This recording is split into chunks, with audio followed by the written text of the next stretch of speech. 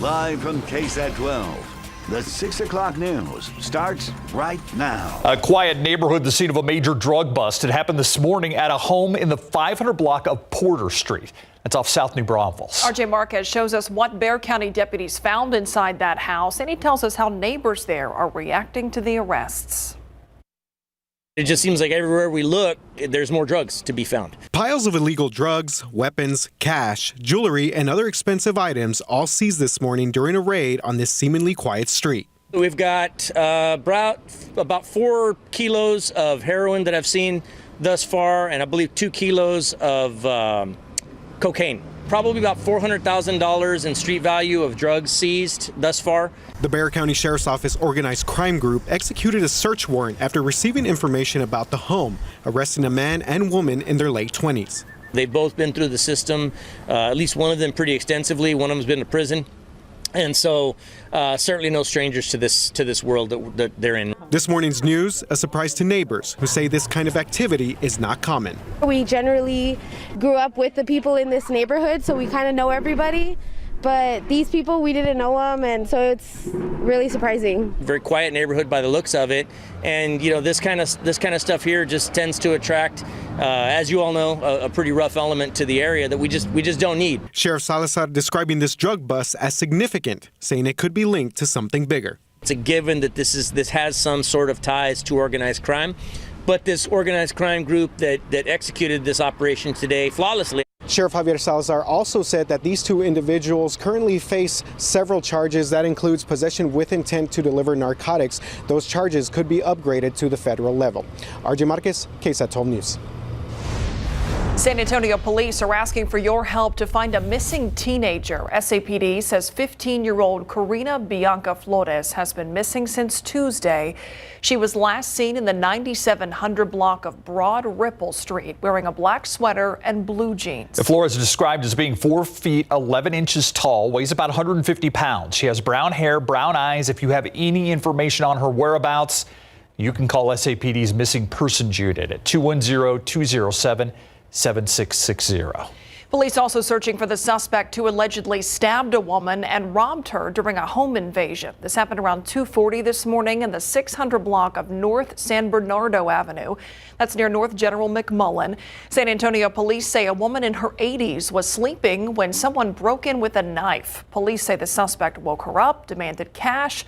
She gave the intruder some money, but then there was a struggle. SAPD says the woman was stabbed in the hand before that suspect tied her up and then left that house. The woman was taken to a hospital and she is expected to be okay. A woman who was fatally hit Tuesday while crossing a highway has been identified. She is 42-year-old Rachel Eelson. Police say she was walking along Highway 90 near Enrique Barrera Parkway. Eelson pronounced dead at the scene. San Antonio police say the driver stayed at the scene as well and is not facing charges. Neighbors on the north side forced out of their homes by flames this morning. This happened around 2:30 this morning on West Wildwood Drive. That's near West Avenue and I-10. Fire crews say that they arrived to find a CPS energy meter arcing on the side of the house. They say that arcing caused a grass fire right next to that house. Those flames were quickly put out, but crews had to make sure it didn't spread to the home. Everyone got out safely, but they were displaced for the night. COVID-19 cases spiking faster than they ever have at any time during the pandemic. The current surge appears to be sending a smaller portion of people to the hospital. But given the sheer number of cases, that smaller portion, it still appears to produce a similar number of people going to the hospital. Yeah, local elected and health officials held a news conference at the Alamo Dome today, urging residents to take precautions. Garrett Berger joined us live from there. Garrett, what did they have to say? Well, Mayor Ron Nirenberg warned if things continue on the current trajectory, the city's going to be at a critical risk level, the highest on the scale that it uses. So with that in mind, he and other officials today were urging people to take advantage of two tools that are available here at the Alamo Dome: testing and vaccines. Now, over 72% of eligible residents 5 and older are fully vaccinated. More than 88% have at least one shot, but that's not spread equally across different age groups. Metro Health Medical Director Dr. Junda Wu said only about 14% of kids between 5 and 11 have got both shots. And as the number of kids with COVID increases, So is the number of hospitalizations. So right now there are about 35 children more or less in the hospitals, which is not an enormous number, but it's entirely too many when you consider that this is completely preventable. Protect your family, vaccinate your children, ages 5 and older, vaccinate and boost your children ages 12 and older. With cases skyrocketing, there is a big demand for COVID-19 testing right now. And officials acknowledge there are delays, with sites taking a few days between the swab and you getting your results. Still, they're saying if you feel sick, go and get tested. Now, Metro Health again warned about the possibility of fake testing sites around here in Bexar County, though they would not actually identify any of them, just noting that there are some suspected ones. Now, if you want to make sure your testing site is legitimate, the city website includes a list of free testing sites that they say have been checked out and you know that they're trustworthy. Live at the Alamo Dome, I'm Garrett Berger, KSAT 12 News. All right, thanks, Garrett. Substitute teachers are needed now more than ever in this pandemic. The Omicron variant has doubled the staff absentee rate in Northeast ISD compared to pre-pandemic numbers. Not just in any ISD, but schools all across the city. They are having to get creative on ways to keep the learning going.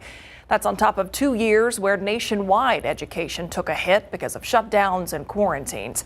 Today, we're talking to 2 women who are now subbing, who want you to know that even if you've never taught before, you can still step to the front of the class. In the first grade class, they were having an inconsistent substitute, and I asked how I could help. Hallie Ramirez worried about that inconsistency. A former teacher, she's now back at it as a sub at East Terrell Hills Elementary. This week has been our craziest week because I've had several out. And she's just talking about students out because of COVID, but teachers and staff are absent too. When schools can't find subs, principals step in to teach, or NEISD combines classes, even pulling staff from the central office to help out. Especially since we've come back from the winter break, we've had as many as 15 staff members on any given day. A normal rate, I would say on average, is 3 or 4 teachers that are out. There was a gal subbing last week in first grade, and she also had to do crossing guard, so she couldn't take her kids at the end of the day to where they needed to be because she had to be out on the street. And so we covered for her while she did her other job. But you don't have to have prior teaching experience in order to help out. We talked to a college student who started subbing just this week in Northside ISD. This is my first time in an elementary school classroom, yes. She's heard what Northside teachers are dealing with. Her sister is one of them. I know that if she's going through it, so are so many teachers across the district. I want to help out as many teachers as I can to kind of lessen the stress. I think it's a community issue because these kids are our future. So whether it's subbing or coming and sitting with a class or helping at lunch, there's places you can help. There are plenty of ways that you can help if you don't feel like you can substitute teach. Even an extra set of hands in schools right now goes a long way. Now, if you do want to sub, some districts have changed the requirements and they've increased the pay. We have links to those requirements for Northside, Northeast, and SAISD on our website. It's always best to contact your district for more information. A new Texas voting law causing some confusion for those trying to submit an application for mail-in or absentee ballot. Senate Bill 1 made changes to the application. So far, the Bexar County Election Office has had to reject more than 300 applications because of errors. One of those is using an old application, not the 2022 application, where your Texas driver's license number or the last 4 digits of your Social Security has to be written in. Some of those people did not give us those numbers because it wasn't required when they registered to vote years ago. So if they send in their application and we don't have a number to match it to, then we have to reject. Other changes to the form include having to submit the application in writing and signed in ink. Elections officials may not distribute mail-in ballots or an application for a mail-in ballot to anyone who did not submit a request for one. All applications must be received by February 18th. That's right around the corner. More details on those changes and how to get an application on KSAT.com. They have to be received by the 18th, Yes. not mailed by the 18th. Meals on Wheels, not just providing meals right now, they're providing winter storm kits. Today, volunteers packed bags filled with hand warmers, Mylar blankets, and information on how to keep warm. 4,500 people will receive these kits. The organization also, of course, packing food in case the people who receive these can't get on the road in an emergency situation.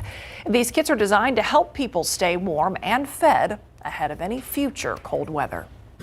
We're trying to get ahead of a potential storm in February that is similar to the storm we had last year. And so we're hoping to have a good amount of food in clients' homes that they can keep in their pantry, some water, and some hand warmers and things like that. It's a big if we would see anything like that. I'm sure Adam Caskey will give us those details. Not expecting that right now. Volunteers are not needed right now, but donations, they're always welcome. Visit our website, KSAT.com, for more information. And food insecurity is a year-long problem. The San Antonio Food Bank says more than 375,000 people in South Texas face food insecurity. A local group stepping up to help fight hunger. They've collected hundreds of pounds of food and thousands of dollars for the San Antonio Food Bank. Tiffany Huertas has more on the impact it's having on our community. Do a nice carrot soup for the day, stay warm, add it to the caldo. You know, you can do all kinds of carrot cake for dessert. Woo, yeah. Hundreds of cars lined up for this mega distribution event outside Gus Stadium, hosted by the San Antonio Food Bank. The event was able to happen thanks to fundraising from the Leadership San Antonio Alumni Association. Food insecurity is an ongoing thing, and so it was a way for us to really show our leadership skills and be a part of a solution to a problem. Leadership San Antonio is a program that brings people from different industries together and helps build leadership skills and helps give back to the community. It's special to get the donation, but it's even more special to know that we're in good hands when it comes to our future leaders. The group collected more than 600 pounds of food and more than $43,000 for the San Antonio Food Bank, and former Spurs player Tim Duncan matched the amount. For every dollar we take in, we can create about 7 meals. The San Antonio Food Bank says 1 in 6 people in Texas are living in food insecure homes. You know, as we got past November and December, there was a lot of attention on the food bank and the need, but as we're into January, the need is still here. Tiffany Huertas, KSAT 12 News. Let's take a look outside with live cam. 48 degrees. Nice and warm compared to yesterday. Yeah, it was. Yeah, yesterday all day we were stuck in the 30s. Today we actually made it into the 50s for high temperatures. And currently, officially at the airport, we just dropped down to 47 degrees. Dry air in place. Dew point of 16. And actually earlier today, dew points were down in the single digits, and that's very dry air and some of the driest air we usually see around here. But let's talk temperatures right now. Down to 47 currently in Bulverde. 47 in Kerrville, 50 Bandera, 46 Devine, Stinson, and Port SA, 51 degrees. Have the jacket ready to go if you're venturing out. By 8 o'clock, we'll be down in the mid-40s, and then 10 o'clock down into the upper 30s. Get ready for some 20s tomorrow morning. We'll talk about the rest of the weekend and even a good chance of rain and when that's going to come in just a bit. Welcome back. Here's what we're working on for you tonight on the Night Beat. Dream Week is meant to start conversations in our community about social and other issues, but one Dream Week event is stirring up controversy. Tonight's event centers around Rwanda's government, but it's striking a nerve in San Antonio. A family who calls this city home says that their father was kidnapped and jailed in that African country. You may know them from the film Hotel Rwanda. We're going to be at that Dream Week event tonight, and we're going to ask organizers why they move forward with an event that's causing so much pushback. Also it's been 2 years, believe it or not, since the U.S. saw its first case of COVID-19. Hospitalizations still rising, and that's not the only concern. Doctors say that therapies for the illness are now running low. We're going to take a look at what that means for San Antonio. See you for these stories and a lot more tonight on The Night Beat. See you then. Thank you, Steph. Well, today students competed in the 4th annual Alamo City Electrothon, one of just 12 sanctioned electric car racing events in North America. Students from area high schools, even Louisiana, competing to raise awareness for STEM education and programs. Photojournalist Robert Samaron captured the sights and sounds of today's race. The 4th annual Alamo City Electrothon to show the importance of STEM education. It's the coolest thing I've ever seen inside of a public school setting. Where we're excited about offering the Alamo City Electrothon, a lot of these school districts didn't have some of these programs like CT or STEM. And so this planted some seeds, and now what some of these teams started as vocational clubs are now all-out programs in these school districts. This is really where the rubber meets the road as far as taking that knowledge that they have in class and giving it a real application that they can see, that they can feel, that they can touch. With just the hands-on component of it, I've had to put so much work into it, and so it's so much effort. Us as a team, we've all had to put so much work and effort into this. A lot of kids from different backgrounds and different strengths. You've got kids that are just, real kind of, nut and bolt type kids, gear wrenches, and you've got kids that are more into fabrication. You have kids that are more into just the science part of it. You've got some kids that are more into the design aspect of trying to figure out how these parts are going to go together and planning the overall look of the vehicle. And they really have to work all together to make that final product actually happen. We've been working on this project ever since school started, so months. It's been months now. Tomorrow is when they're going to hit the track and put some laps in. I mean, it feels pretty cool, a little bit uncomfortable, but it is what it is. It feels very good to get this far. Just getting it to run and drive smoothly has been a struggle, but we've been able to do that and surpass that, so we're excited for the race. Very nice. There is a program now for students to find whatever it is they love. I think that's awesome. Yeah. Like the guys, it's not that comfortable, but it is what it is. It's built to race. Exactly. So cool. Yeah. Very cool. I thought you'd like that. Oh, loved it. Loved it. Absolutely. Good job by Robert, by the way. Shooting that. Very good job. That was cool. I'll be going to a robotics competition in a couple Saturdays. Ooh. Yeah, daughter's competing. That's right. Love that kind of stuff. All right, so let's talk about morning low temperatures. Before we geek out on other things, let's talk about weather. And tomorrow morning is going to be chilly, 28 degrees in the morning, but we'll quickly warm up into the 50s by the afternoon. But what I'm pointing out here is after tomorrow morning, it looks like we'll stay above freezing for those morning temperatures. Still on the cool side, 30s and low 40s, but at least above freezing for a stretch of time there. All right, let's talk temperatures, then we'll jump into the rainfall forecast and when that's going to get here. 32 this morning, 53 for the high temperature. Notice the average high of 64. Across the whole state, 40s, 50s right now. Alpine 51, Houston 48, Amarillo at 40, Brownsville 42, and in between, it's all the same, basically. Hondo 48 degrees, Kerrville now at 46, and we're 49 in Pleasanton. So let's talk about what we can expect tomorrow morning. We're thinking about 27 Uvalde and Hondo, 23 Kerrville, 22 Fredericksburg. So briefly dipping down into the upper 20s for a good portion of us. Obviously a little bit cooler in the lower 20s for the hill country. And even here in San Antonio, about 28 degrees. But we warm up quickly. We'll have a lot of morning sunshine. That's going to boost our temperatures back into the 50s, low to mid 50s for highs. So New Braunfels about 55. 55 Uvalde, closer to 50 Carrizo Springs and Eagle Pass, where we'll have a little extra cloud cover there. And notice the high temperature trend, basically low 50s throughout the weekend. By Monday, upper 50s, and then Tuesday, we get back to 60 degrees. But the average high this time of year is 64.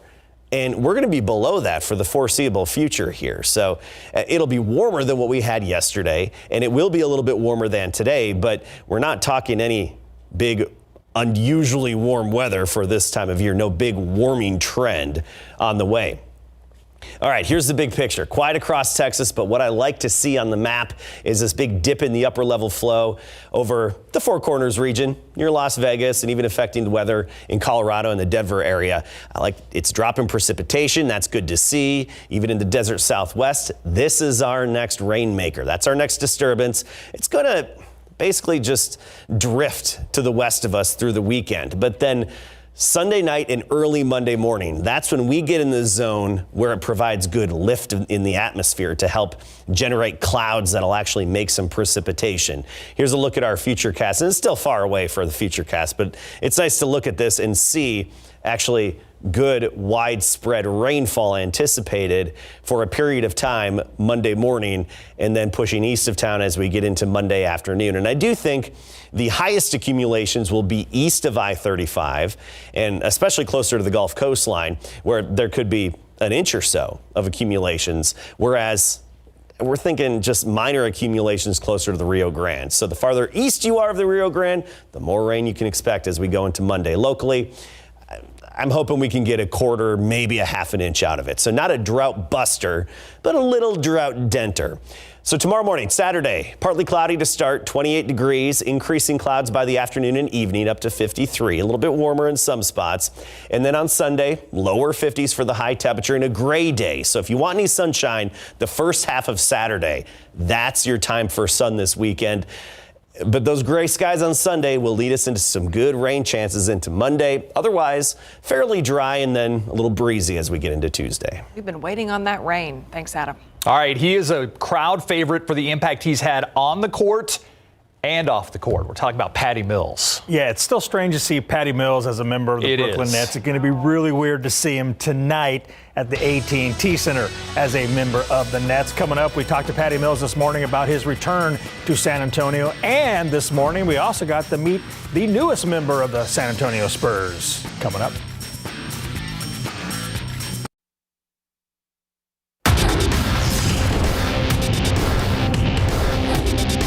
I mean, I got my phone today again, so I got a text from Pau, like he told me, hey, you're going to San Antonio, just call me. So I probably called him today, and he's going to tell me all the things here and all the great things about the team. Now that Juancho has a cell phone again, he is going to lean on former Spur Pau Gasol to help his transition to San Antonio in big board sports. The Spurs will host the Nets tonight, which means the return of Patty Mills. For 10 seasons, Patty won over Spurs fans with his towel-waving energy, his ability to hit threes, and his love for the Alamo City. During the recent Summer Olympics and NBA offseason, Patty decided to leave for Brooklyn. He did so while helping Australia win the bronze medal in men's basketball. He said he made his decision at 4 a.m. Tokyo time, and due to crazy circumstances, he had to notify Coach Pop via text, and Pop replied 4 minutes later. He expressed how tough it was to, for me to go or for him to see me leave, because that's the thing in this business. You obviously put a lot of hard work, sweat and tears, and you become close with people, and the relationships that me and my wife had formed here for so long are friendships forever. So to know that you move on, and eventually everyone does, it is hard. But again, it was something that he understood and he had a lot of respect for. And he said it was comforting that Pop gave him his blessing. Patty helped the Spurs win the 2014 NBA championship. So what does he expect in his return to the AT&T Center tonight? Yeah, I think just being able to stay in the moment, stay in the experience. I think that's going to be important for me to just try and soak it up as much as I can. I put a decade worth of, passion and pride into being able to represent the Spurs the right way and the Spurs way. And I think being amongst the community and getting involved with the community of San Antonio was what made that special. So no expectations really, just want to enjoy it for what it is and have fun really. The Nets held shoot-around at TMI this morning, which had to feel a little strange for Patty. Meanwhile, at the Spurs practice facility, we got our first look at Juancho Hernangomez and Spurs gear. Juancho was part of a 3-team trade this week that sent him from Boston to San Antonio. He's 6'9", 215 pounds, and a 5-year NBA veteran. This morning, he told us he didn't know about the trade at first because he didn't have a cell phone because it was stolen January 14th. I mean, it was a crazy story. I was out dinner. I didn't have my phone because somebody stole my phone after the Philly game, and I didn't have a phone. So I was dinner, and I came home around 10:30, something like that, and it was already the trade. So my brother was like trying to reach me out, but he was like, "Oh, good luck in your new team. It's gonna be awesome." But I told him like, "What? Where I'm going?" And they say San Antonio, and I was really happy. I think it's like a great opportunity for me. I know I did the pre-draft workout with them 7 years ago. I came here and everything was the same, so I feel pretty good. Tonight is also the return of LaMarcus Aldridge. Nets and Spurs tip at 7:30. Imagine that, getting traded and you don't know because you don't have a cell phone. Yeah, the call you don't want to miss. No, that doesn't happen in 2022. Yeah, thanks, Larry. Our KSAT Q&A coming up next.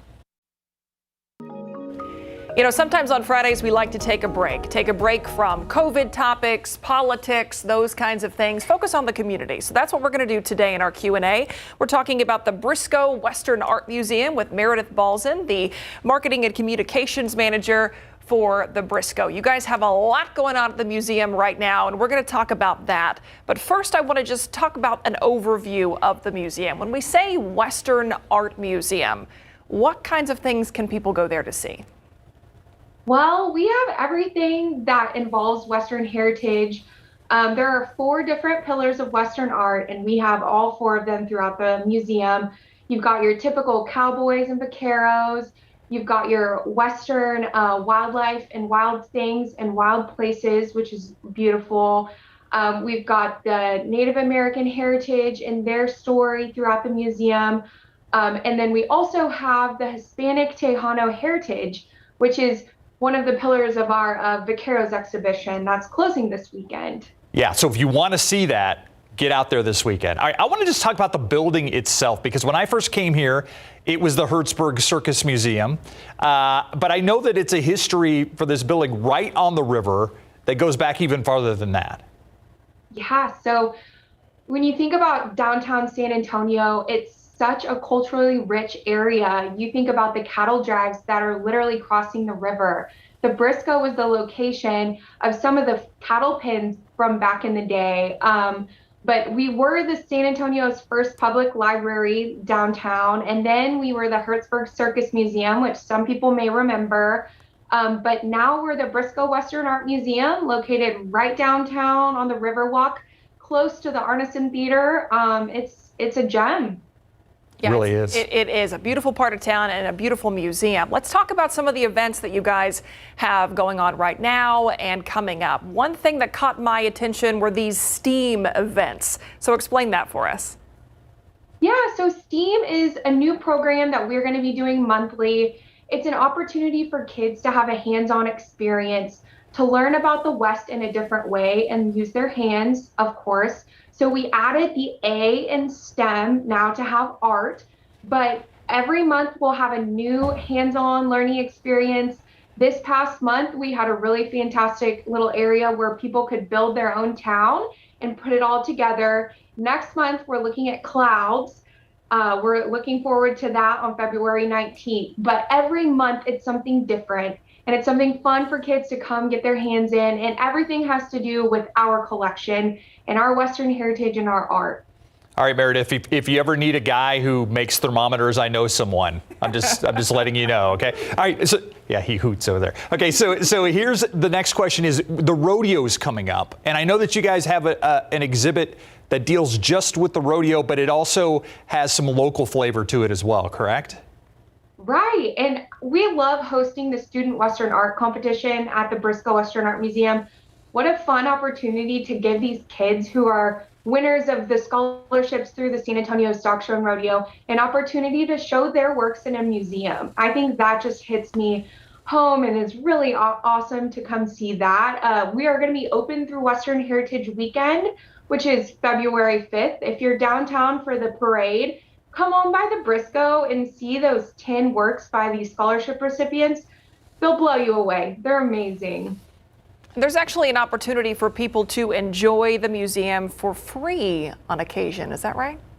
That's right. So we are just launching our free locals days, are the first free Sunday of the month to Bexar County residents. And it's free admission, which is really great for anyone to come enjoy our collection, our permanent collection or our special exhibition or any of the programming we have going on. We want it to be open for everybody. What's your favorite thing? I'm gonna put you on the spot here. What's your favorite part of the museum? Well, my favorite part of the museum is probably the stagecoach. It's bright, it's red, it's a Wells Fargo beautiful stagecoach.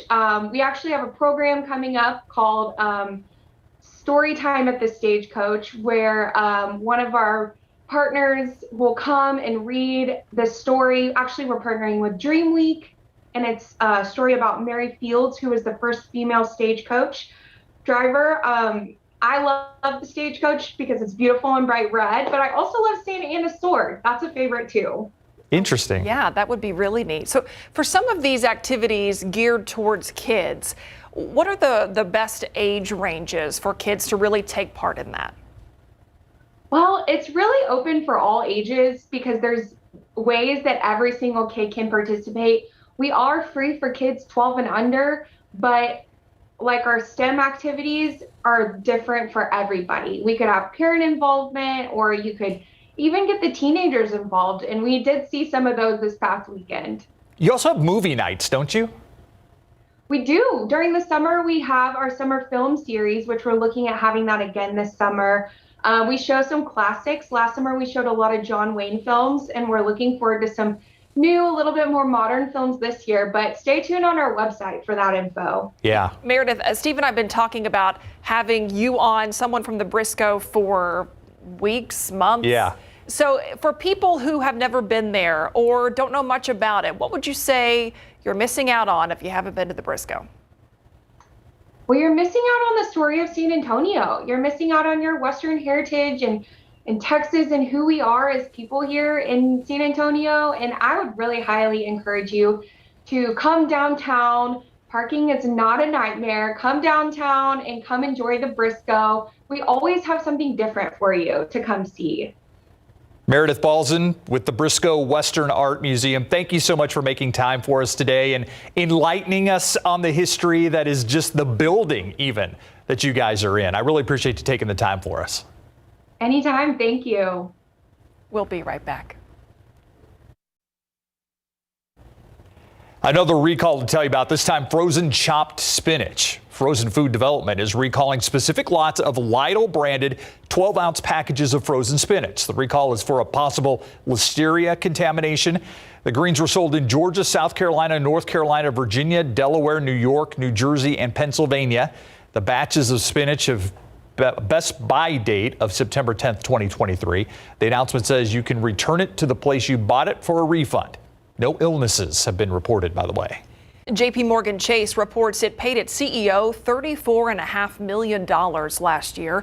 Jamie Dimon's salary of $1.5 million and bonus of $5 million carried over unchanged from 2020. But the $28 million worth of stock he got boosted his overall compensation 9.5%, more than what he earned the previous year. JP Morgan had a good 2021, saw its stock jump 25%. Stock is down 7% so far this year. It's a nice salary. Yeah, you know, I'd take it. Yeah. All right. 46 degrees outside today. Just having the sun back was so nice. Difference.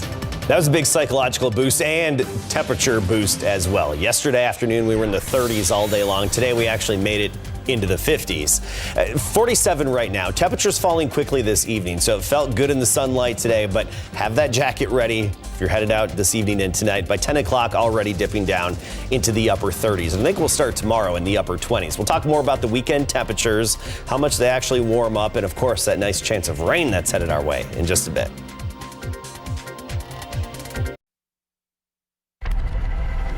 Adele issuing a tearful apology to her fans in video on her Twitter account. This comes after she's had to postpone her Las Vegas concert residency, saying it is simply just not ready. Yeah, the singer said that her concert's been delayed by COVID and delivery delays. It's made it impossible for her to continue with half her team down due to the virus. The show Weekends with Adele does not have a new date yet. The beloved PBS show Arthur saying goodbye with the final episode. After 25 years, the show's final 4 episodes will air next month as a part of a special quarter-century celebration marathon. It will start February 16th and run through the 21st. The 4 new and last episodes will air on the last day of the marathon. It will include a look at the show's characters as adults. PBS says the iconic Peabody and Emmy award-winning show, the longest-running kids animated series on television. Arthur. Yeah. Not to be confused with the Arthur that Dudley Moore played in the 1980s movie. That's different. I'm just going to say, I think I know a lot of parents who are hoping that would be Caillou before Arthur. Well, didn't Caillou, I mean, okay, I agree with you. Caillou I find Caillou irritating. That's just my personal opinion. Yeah, me too, just personal opinion. But I thought Caillou was gone. I thought it wasn't happening anymore. I don't know, my kids are now a little too older. Yeah, I mine don't too. think Lost I'm track. there yet, so we can't answer this here. One saving grace with Caillou, Caillou plays hockey in an episode. The whole episode is like Caillou playing hockey. I was like, that's one we can watch. That's a good one. Okay. I think on a backyard rink too, because a lot of those are made up in Canada, and so that they do it in a backyard rink. I love it. I think you've watched more Caillou than I have.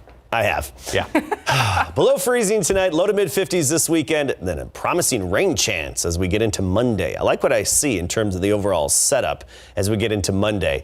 Take a look at our sky today and those clouds. They were stubborn this morning, but by the noon hour, they really moved on out and dissipated, and we broke free from the clouds. Clear across most of the state today, just some lingering precip down in the valley earlier. What we're watching coming our way is this precipitation stretching from basically Southern California through Arizona on into Colorado. This dip in the upper level flow, that's our next disturbance. And it's going to break off from the main steering flow in the atmosphere and just drift to the west of us through this weekend. And then by Sunday night, early Monday, that's when it pushes energy our way. So here's our FUTURECAST. Tomorrow, I think we'll start the day with sunshine, but increasing clouds throughout the day, and especially gray skies along the Rio Grande. But locally, I think we'll have some sunshine for a good portion of the day with the increasing clouds later on. Sunday, gray sky, a cloudy Sunday. May look like it could rain, but we're unlikely to see any drops come from the clouds. That's going to change, though. Once the energy starts coming in from that upper system early Monday morning, we're talking pre-dawn hours, before sunrise on Monday. A little bit of rain starting to move in from the west, and then it's likely to actually intensify a little bit as we get through the morning commute on Monday and on into the early afternoon. Now, exact timing and placement, of course, is still up in the air, but I do think that the highest accumulations will be east of I-35 and east of I-37, so mainly along the coastal plain where we could see an inch of rain within some downpours, and the least amounts will be right along the Rio Grande. Locally, I'm hoping we can get a quarter to maybe a half inch of rain out of it, and we need it. Eastern Bexar County, abnormally dry. Western Bexar County in the drought category. We're all pretty similar in terms of what we need for rainfall locally. But you get south of San Antonio, this is still where we need the rain the most. Carrizo Springs, Cotulla, Tilden, Fowlerton, Los Angeles, over toward Three Rivers. That's where we have the extreme drought. And 70% of the state is in drought. We can use the moisture. Monday's looking promising. It's nice to at least see a decent shot at it. Right now, we're giving it a 60% chance. Currently, clear sky, not much of a breeze out there, and the wind's going to calm down. And so clear sky, calm wind, and very dry air. Dew point is 16, means good radiational cooling. So 47 now, but temperatures falling off quickly. I mentioned the dew points because right now they're in the teens, but earlier today and this morning, we had dew points down in the single digits, which is very dry air relative to south and central Texas. Temperatures right now, mostly in the 40s. Stinson's an exception at 51. Seguin, 44.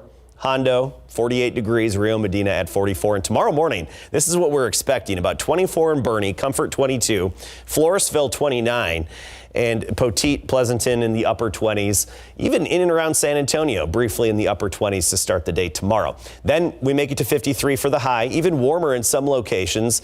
And then by tomorrow afternoon, and we're well into the 50s, especially south and east of San Antonio, 57 Pleasanton and Beeville. Sunday, lower 50s for highs, but we'll be above freezing in the morning. Monday, those scattered showers, especially early first part of the day, 58. Then by Tuesday, we're back to 60 degrees. Briefly. Okay, thank you, Adam. Now I have the Christopher Cross song, Somewhere Between the Moon and New York City, in my mind, because we talked about Arthur the cartoon that led to Dudley Moore, Arthur the movie. It's all San Antonio related. Yeah, and it's all in there. It's all in there. In case you missed it, coming up next. It's Friday, January 21st. It was a cold and busy morning for Castle Hills police and fire crews on scene, and definitely a frightening one for the driver of the U.S. Postal truck that crashed into this building. Entire front cab inside the building. This happening off the Northwest Loop 410 near Blanco Road at the Blanco Junction Shopping Center on the city's north side just after 4 a.m. Now, switching gears here, a lot of you have called us reporting plumes of smoke coming from Joint Base San Antonio Camp Bullis. Well, this is what we're talking about. We're showing you this here. It's from Sky 12 flying over a prescribed burn there.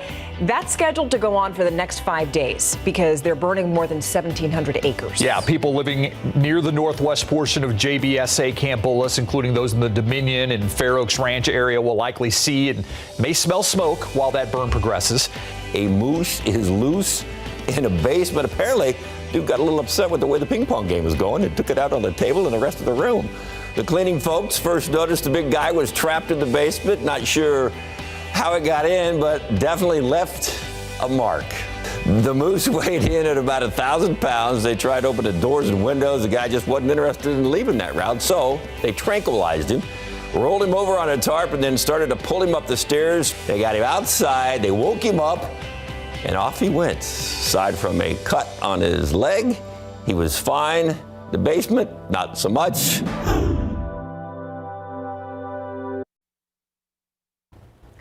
That is all our time here on the news at 6. Thanks so much for watching. We'll see you on the Night Beat tonight at 10. By the way, the hiccup doctor from San Antonio will be on Shark Tank next. The Hickaway. The Hickaway.